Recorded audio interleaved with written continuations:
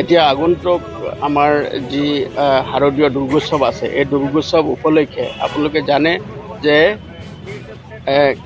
কাছাৰৰ শিলচৰত অসমৰ ভিতৰতে এটা অন্যতম এটা ঐতিহাসিক ঠাই, আৰু ইয়াত যিসকল ভক্তপ্ৰাণ লোক আছে, ইয়াত বহুত উলহ মালহেৰে এই উৎসৱটো উদযাপন কৰে, আৰু ইয়াত বহুত ভিৰ হয়, মানুহৰ অগণন ভক্তপ্ৰাণ ৰাইজৰ মানে ভিৰ হয়। গতিকে ভিৰৰ মাজত আপোনালোকে দেখিছে যে বহুত সময়ত মহিলাৰ অসুবিধা হয়, কিছুমান সময়ত শিশুৰ অসুবিধা হয়, কিছুমানে ইফটিজিম কৰে, কিছুমান উদণ্ড ল'ৰাই মানে কিছুমান মহিলাবিলাকক বেয়া ব্যৱহাৰ কৰে, বা এইবিলাকৰ কাৰণে আমি এটা বিশেষ স্কোৱাড তৈয়াৰ কৰিছোঁ। সেই স্কোৱাডটোৰ নাম দিছোঁ আমি এণ্টি ৰমিঅ' স্কোৱাড।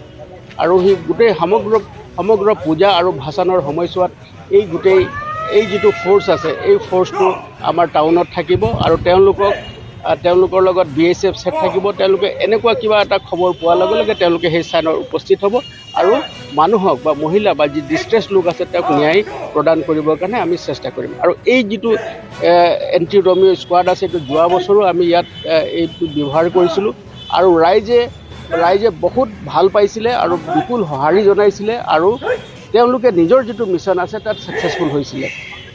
গতিকে আমিও যোৱা 15 দিন ধৰি তেওঁলোকক ইয়াত আনআৰ্ম কম্বেট আমি ট্ৰেইনিং দিয়াইছোঁ।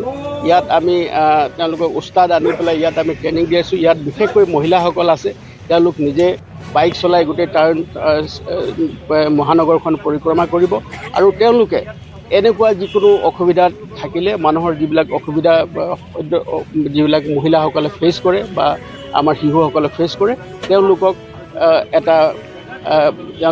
সহায় কৰিবৰ কাৰণে 24 ঘণ্টাই তেওঁলোকে অহৰহ ডিউটিত থাকিব।